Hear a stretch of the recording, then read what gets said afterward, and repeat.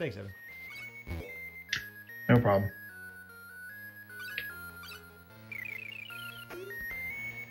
And just as a reminder, you were watching Retrothon 2019, starting off with a huge, probably the biggest ever TurboGrafx 16 block. And this is the Legend of Hero Tonma. Enemy is very familiar with this game. He was the first person to ever be on the leaderboard for this game, and I would have never known it existed had Enemy not mentioned it in during his stream one night. This game is super challenging. There is one-hit deaths. This whole game is one-hit deaths. So I'm going to hope it goes well. I'm hoping for the best, expecting the worst. Evan, why don't you tell us a little bit about this game, if you don't mind? Oh, first we'll start it up the game, and then I'll let Evan talk a little bit about it. There we go. Here we go. I got to reset the timer. Here we go. 3, 2, 1, go. So this is Legend of Hero Tonma. Just like the other two games that Latt is playing today, it is another arcade port. This one's by IREN, the same company that does Ninja Spirit, which we'll see a little later in the run, or a little later in the marathon. So, for those of you that aren't familiar with the TurboGrafx 16, it actually has turbo switches built into the controller. The controller that came with the console has turbo switches, so you can engage turbo anytime you want. This is the first game I'm showcasing today that actually I will keep the turbo on the entire time. All this fire is because the turbo is engaged. That guy was random. So the name of the game is Legend of Hero Tonma, so you would be forgiven for thinking this person's name is Tonma, but it's not. It's Tommy. Even in the Japanese version, I think it calls him. I'm pretty sure it calls him Tommy. Is Tonma ever mentioned in the the lore of this game at all? I don't know. Enemy might be able to tell us, but this is one of the more expensive games for the consoles, even the Japanese one. And I'm sure at some point Latt will casually mention that he has a complete in box version. I have the PC Engine version as I have a PC Engine, but this game is not inexpensive. There it is. First death. The TurboGrafx 16 version is like $600, $700 complete in box. Something ridiculous. And yeah. That has a lot to do with the fact that this came out later on in the console's lifespan. And I think that's one of the reasons why it became such a tough piece to find. So if you've ever seen the arcade game of this, it's on MAME. That's probably the most likely place you'll see it. I don't think I ever saw it in the arcade, but the game itself is nearly identical. They lowered the palette, the color depth of the palette, just to fit onto the TurboGrafx 16, but otherwise it plays pretty similarly. Tommy's I think he looks a little bit better in this version of the game than he does in the arcade version. There was a sprite that I didn't see that the actual boss just shot there. And that's one of the challenging things about this game is that there's a lot of stuff on screen, as you're already noticing. And so sometimes I may miss where an enemy actually shot, and the eyes deceive me a bit. So you want to there are certain power-ups you want to get in this game, and there are multiple different types of weapons, which are super fun. You'll notice he shoots out of his finger, a la Cuphead. Like that one. Haven't seen that pattern before. Have to avoid that. Hey, there we go. Okay, we got him. Cool. That is why EverDrives exist. Exactly. For games like this is why the EverDrives exist. Good point, Dog Developer. Yeah. And so we actually made it through stage 2. Woo! Thank you. As the levels progress, it's tough to say that all of the levels are challenging because of the one-hit death. So it's not like the difficulty ramps up or ramps down. The whole game is difficulty, but it's so short. There's only 7 stages. So I'm going to get I'm getting certain power-ups here to have the right weapon for this boss and the next level as well. And also, I'm trying to reduce lag while playing this game as well. You'll notice that there's some lag exists. It's tough to get rid of all of the lag. And I'm not always firing. You don't want to keep all the sprites on the screen at once when you're doing a speed run of this game. So yeah, it's similar to the NES. The less sprites you have on screen, the more consistently the frame rate's going to run. This boss is probably the easiest in the game if you have the right weapons. You just literally stand in one spot and fire. Can you surely save the legendary princess? So it's the princess who's legendary, not Tonma or Tommy. Oh. Okay. Maybe that explains absolutely nothing, but you know, at least we got that. Is his girlfriend Tonma? Who knows? Anybody want to make up some lore? The chat. We'll leave this up to you guys. Does anyone know, Japanese given names? Is Tonma a common name? Oh, that's a good question. I don't know, actually. Look at that. Learning new things as we go. You can actually bounce on these rocks, but it can be a bit sketchy. Enemy says there is no Tonma. There is no Tonma. Only Zool.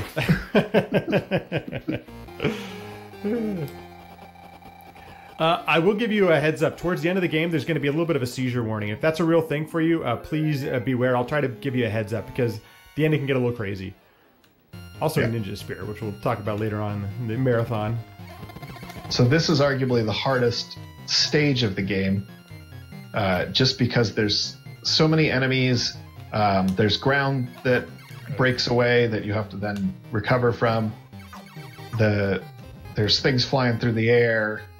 There's, these jumps where you've got to jump out, jump back.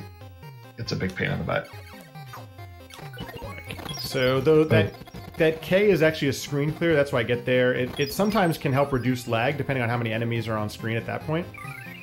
So there's basically every power up I get. There's definitely a purpose to it. I'm gonna kill these guys just to make sure. Okay, cool.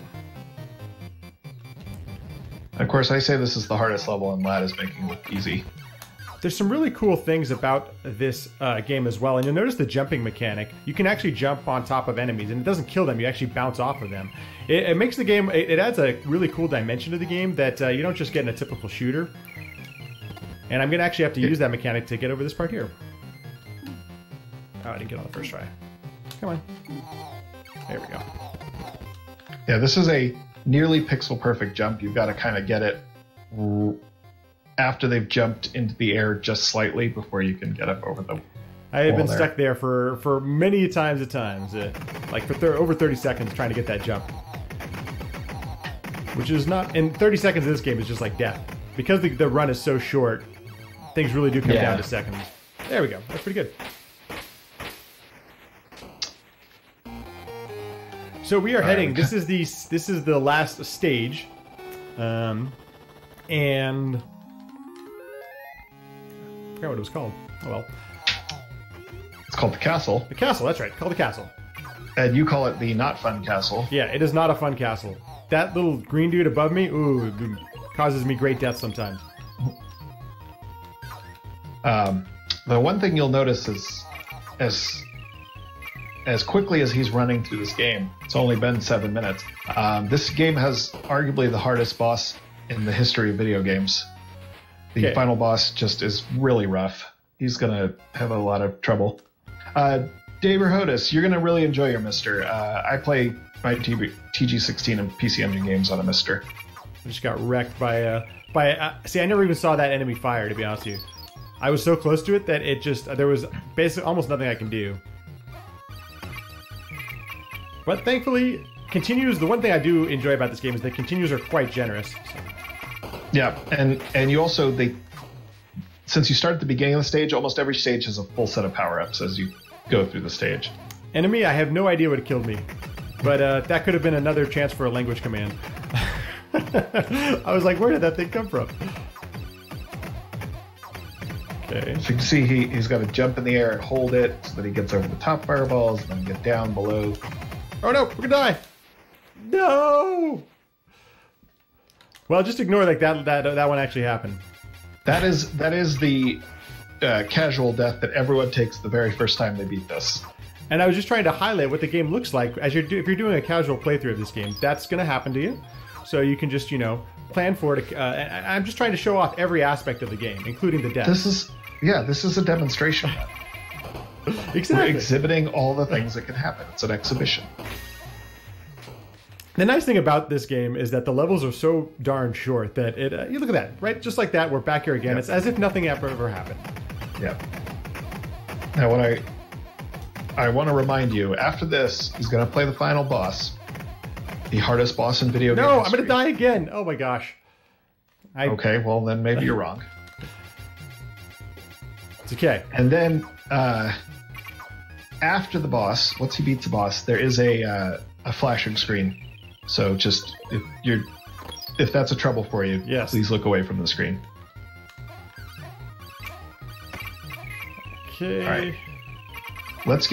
Let's all remind Lat not to talk while he's attempting this boss. Yeah, that's probably a good idea. Maybe we'll finish it. So, but yeah, so the TurboGrafx 16, the PC Engine, they're not the cheapest consoles to get if you don't already have one. Like, Lat and I both have our childhood TurboGrafx 16s, so that's what we play on for the most part. But there is the Mister out there. There are good emulators. Toad wants me to recite War and Peace. Why not, right? That's a great way to keep the mind focused while doing a speed run. All right, final boss. Hardest boss in video game history. Everyone be ready.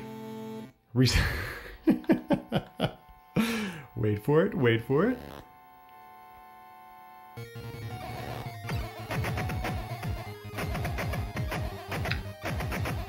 It's a really cool ending boss too, which is kind of unfortunate that we don't get a chance to see it too well. But yeah.